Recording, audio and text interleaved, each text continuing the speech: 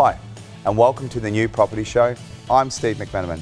In this show, Ben Wilson from Clayton's Kitchens talks to us about the classic outdoor kitchen. Our panel will discuss where to start when getting a team together. But first, King 2 and Karen are back to talk to us about mortgage broking and the brand. Thank you for joining us. So, really want to talk about, mortgage broking and brand. What about dealing with, real estate agents? So, obviously a lot of different personalities out there. I've seen a lot of different people leave the industry, and you've got some new blood in here as well. So maybe talk to us about how those conversations are had, or how you're building relationships outside of just yourself and clientele. Yeah, absolutely.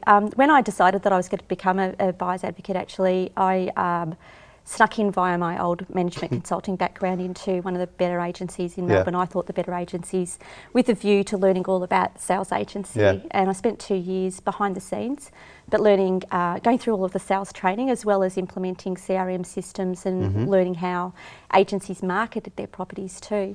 And that's given me an enormous insight into how to navigate my way through agency and real estate agents. I have a nickname out in the industry. I'm known as the smiling assassin. The reason for that being, it's really important to maintain relationships, but at the same time, independence. So yes, over the years, particularly in the eastern suburbs and the Bayside suburbs of Melbourne, I've operated, having bought 1,000 properties, gotten to know some agents really very well, but they have no doubt in their mind when they're dealing with someone like myself, or with me particularly, that I'm there representing my clients independently. I'm playing to win. Excellent. But the playing to win part also comes in, win can come in many forms. A win can come in the form of, even if we don't win a property at auction, and look, it happens sometimes, but it might be because someone is paying well over the odds and it doesn't work for our client to go there. But yeah, we're playing to win, we're playing for our client, and my job is to have the right strategy in mind, to have my client comfortable and really well educated about what's going to happen on auction day, and to be able to stand on the street with pure clarity and know when to pull punches and when not. So totally thinking on your feet. Excellent. So bringing you back to, the female community here, who else is important to have on your team? So we've got a specialist in finance. Obviously, we've got the smiling assassin. Who else would you need on your team? We've got conveyancers, and we use female conveyancers. Not that I've got a lot of female real estate agents, and mostly the independent ones that I assist, and I assist their clients, and I assist with their properties and open homes and stuff like that as well. Then we've got the accountant, and then I do a lot with self-employed people as well. So it's funny, just because of COVID, business coaches are a big thing at the moment as well. So all of that added together, you know what? We have fun. What you can hear from Karen is that we have fun. You think it's working, but we go there. It's a fun day. We see our strategy play out. We work very closely together. All the services work very closely together. To get the taxation right, to get the finance to leverage for wealth correctly, to buy the house. You're spending $500,000 on average for a house. You could spend it on any house and go to realestate.com.au and get your house that you want. But is that the right house to leverage for the maximum wealth that you're after? So, but everything that we do, any people that we join up with, it's just make sure that they love what they do and they have fun, and it's clear. And with your clients, in terms of having fun, how are you communicating with them? Is it text, phone calls, emails? Obviously, the way of communication is changing. I'm big on touch points myself, and that's anything from social media. Give them some love there. But would you give a few tips in 2023, the best way to engage your client and make sure that they're having fun as well?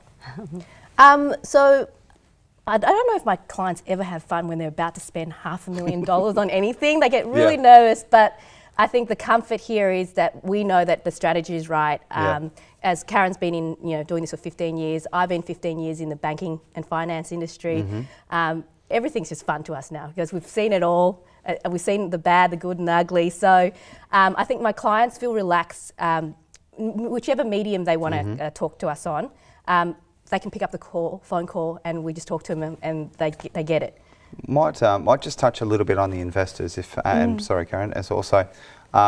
So in terms of the investments, are you guys girls buying outside of I guess Victoria, and how are those deals doing? But first of all, you had something to say.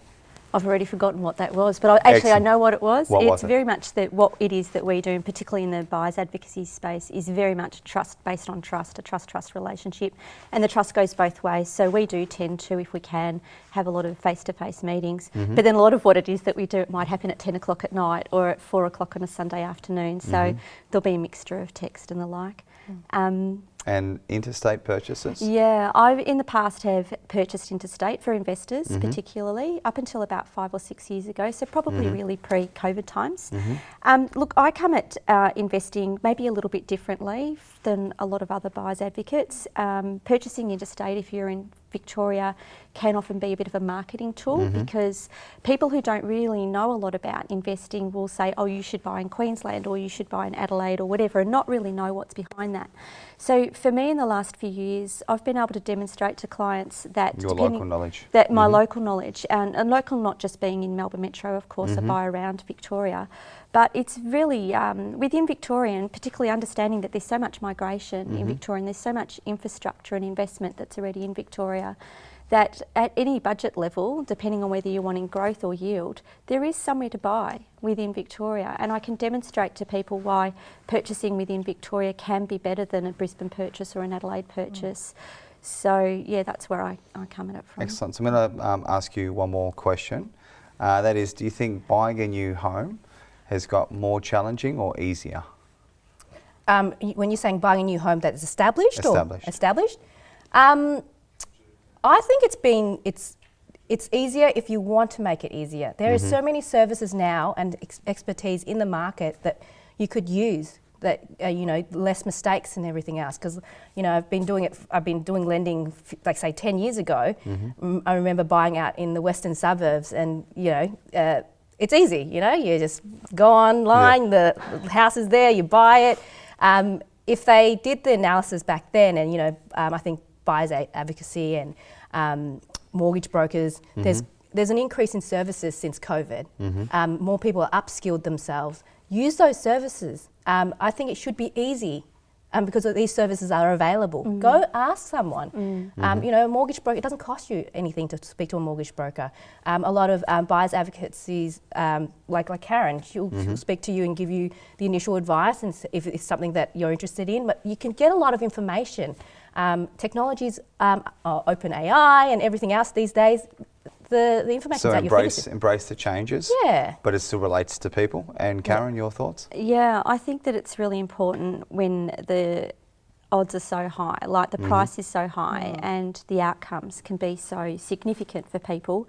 As far as buyers advocacy goes, I've seen many cases where it's really worthwhile to have a buyers advocate. Of course, I'm going to say that because I am one. I think the selling process has become very sophisticated, and it's really unfortunate. And I try to always forewarn buyers that that it is worthwhile understanding why it is that sales agents are being quite so friendly to people, and that it is very easy to make a mistake and pay too much for property, say, or purchase a property where you don't really know what's involved in that property at all. So everyone thinks that they're an expert. Go to any cafe, go anywhere, any bar, and everyone's always talking about property purchasing. Everyone's an expert. But I like to forewarn people that there are lots of different ways to really make sure that you're doing it right. And there's lots of ways, perhaps, and unfortunately I see a lot of people making unfortunate errors. One of our other guests had really used the word proven track record. Yes. Everyone's an expert until you ask them, what have you done in the past? And I think it'd be much easier to buy a property right now than trying to rent one. There's some big queues out there. That's true. which is fine. But girls, you've been fantastic. Love the mission. And we look forward to seeing you again on the New Property Show.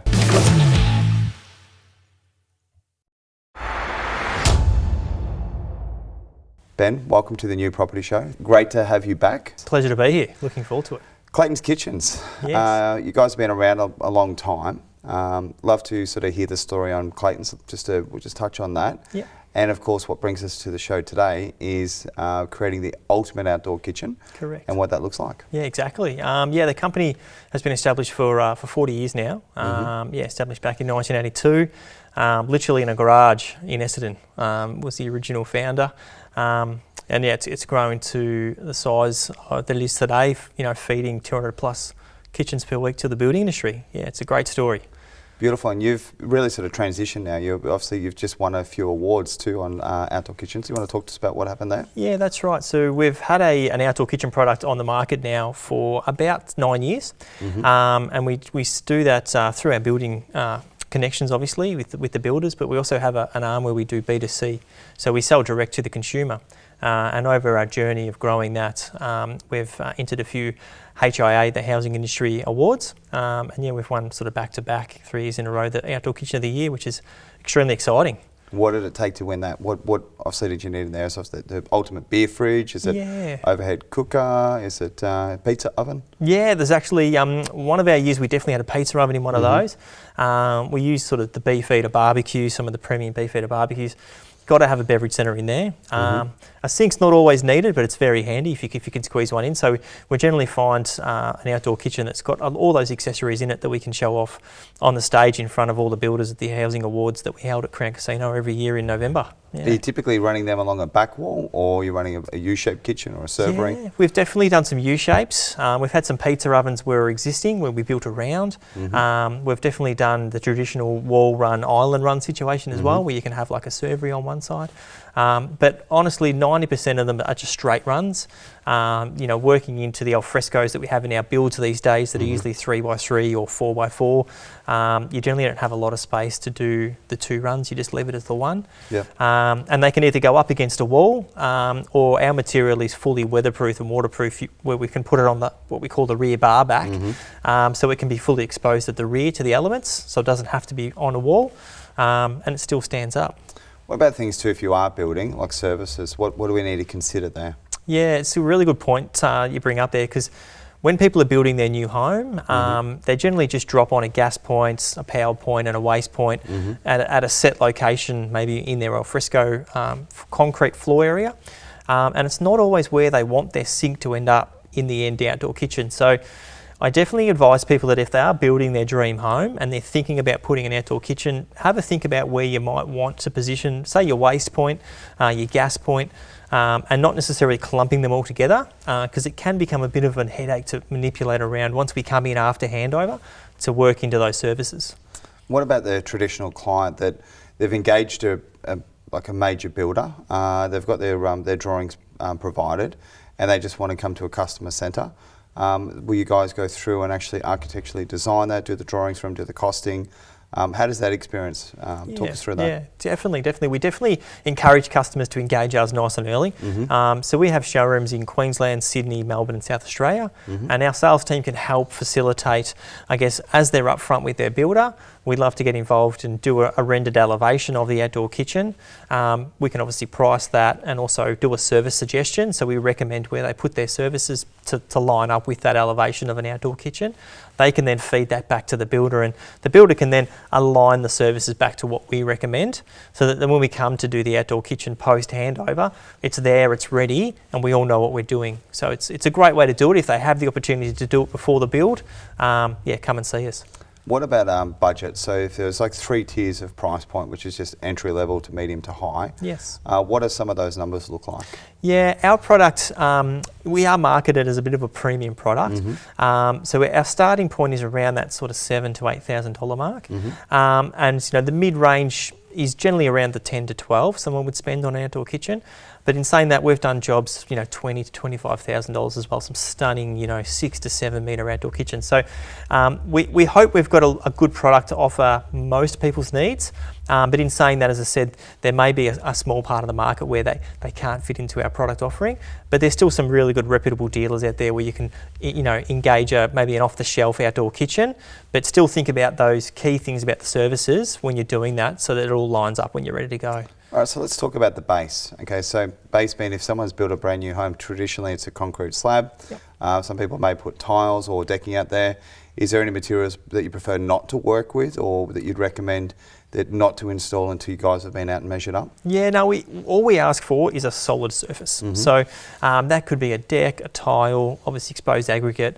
We definitely don't want to come in onto dirt and that sort of situation. And the average weight of our product is around 300 to 400 kilos. So you want that solid surface. And we use natural granite bench tops, so you can't afford to have the cabinetry twisting and dropping over time because the bench tops will just crack. So all we ask for is a solid surface, and then we can build on top of that. All right, last question for you. I've got an outdoor kitchen in mind. I'd like to spend that $10,000 to $15,000.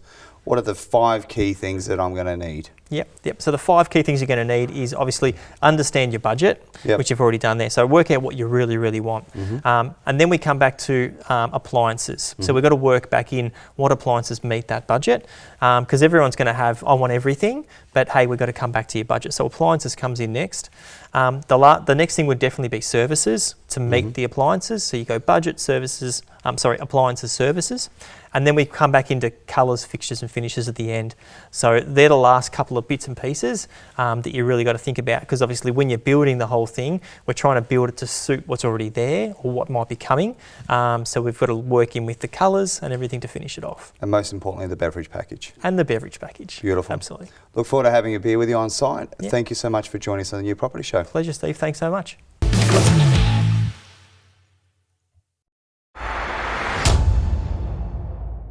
All right, welcome back, panel. This week's topic is processes, but most importantly, who is more important? Who comes first in the building? So we have an accountant, an architect, a finance broker, and credit repair. Where do we start? Customer. Customers walking in, they're thinking about building a new home. Who should they see first? Me. I personally feel that structure is very important. So accountant will be the first person that need to talk, followed by a broker. You need to get your finance sorted out. If your credit is not great, potentially credit repair. And once everything is sorted, then the architect.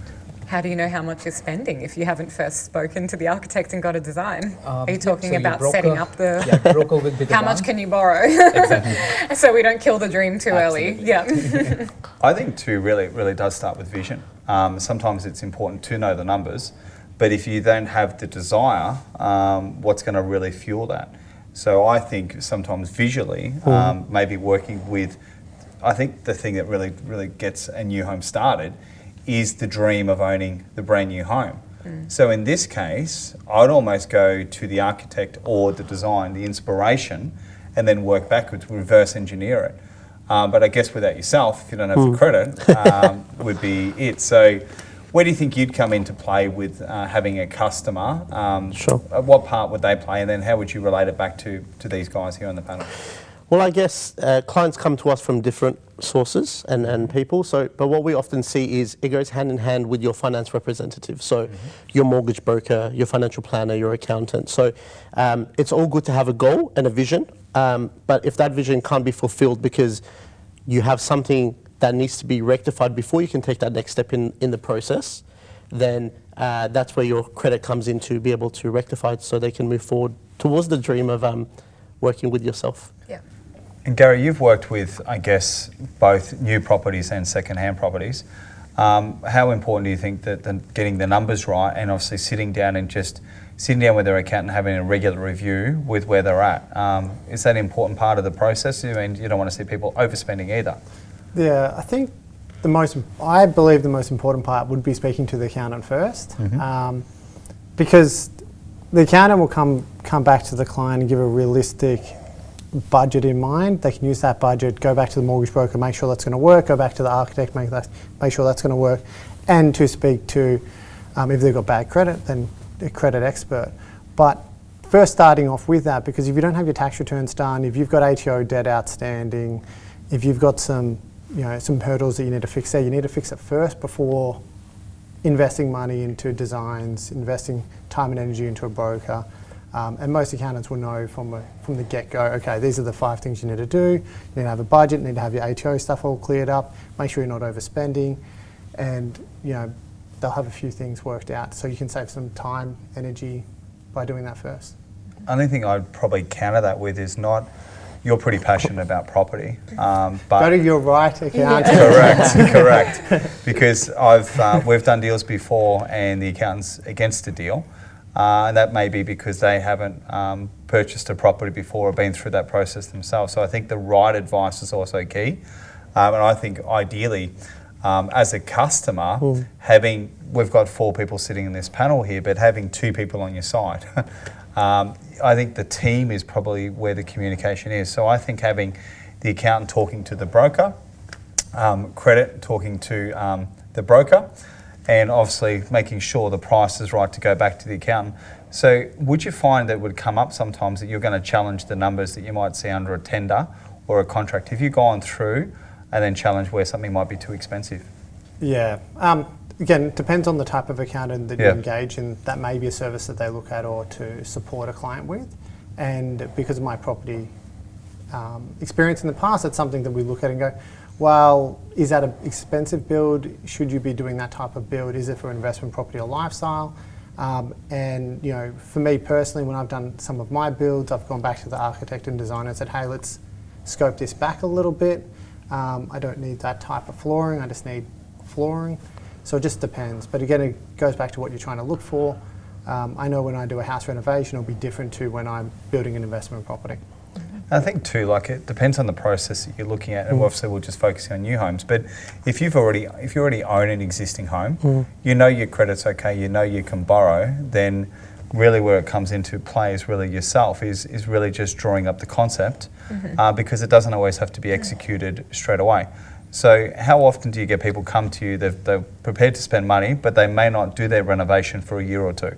Well, there's also options within that as well. So you can still design the whole design, but maybe stage it. And that's something that is a lesson learned from large projects. When you have a larger development, it often is staged because there's no way people can get construction teams on multiple parts doing many things all at once. But in a renovation, you can look at it the same way. Like maybe you are just going to do the kitchen and bathroom because those are the most used areas of the home, and you start with that. And then if you're wanting to do an extension and add on, that might be something that you prepare for, and then they could finance for or be saving for and working it out with the rest of the team. And we can just sit there in a bit of a holding pattern and know that we're getting the council approvals and all of those things are ready to go, but they may not necessarily be going to build it straight away. What I'm getting the most out of from all the comments is the consensus is there's a process, but there's a team behind the process to give that result back to the client so they can get a good, because I think it's about the journey, i.e. the process, as much as about the destination.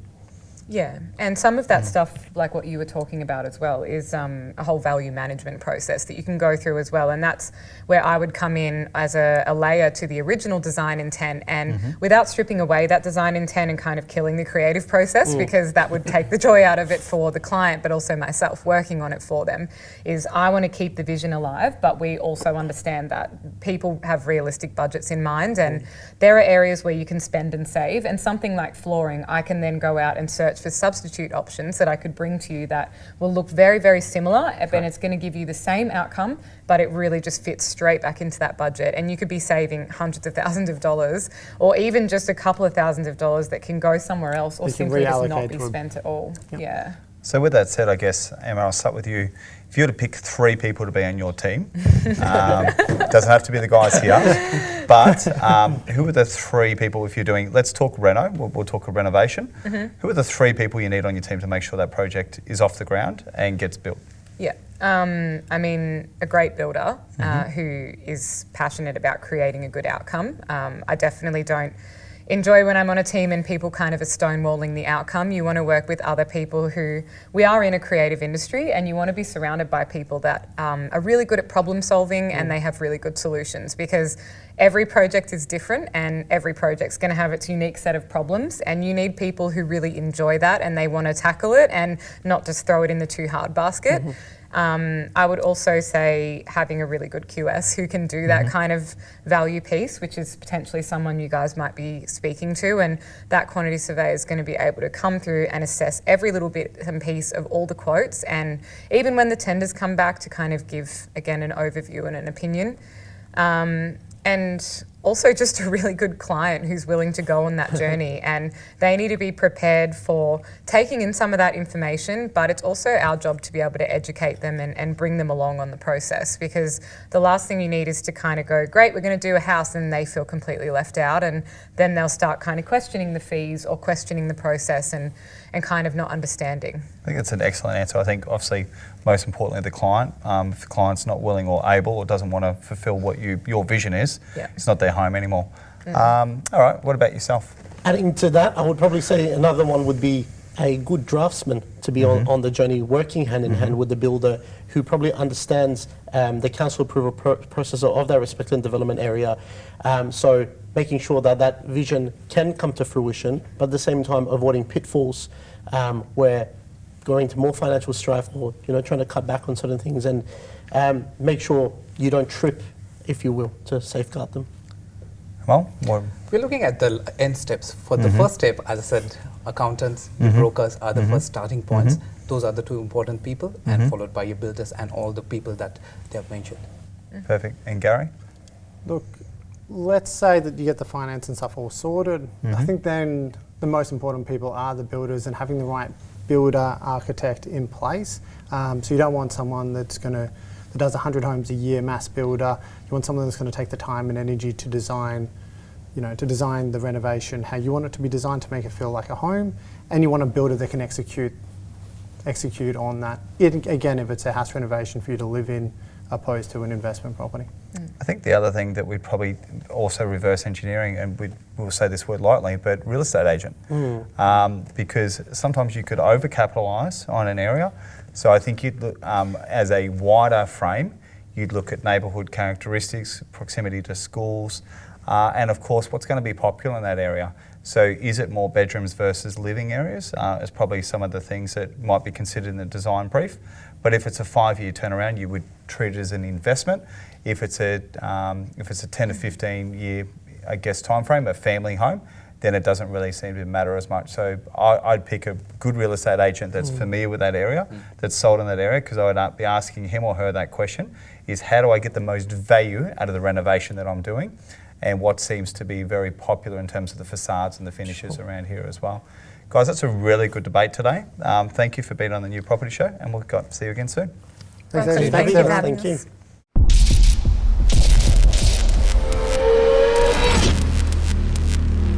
That's all for this week. Thanks for joining us. If you want to see the full interviews, check out our website, thenewpropertyshow.tv. And we'll see you again next week.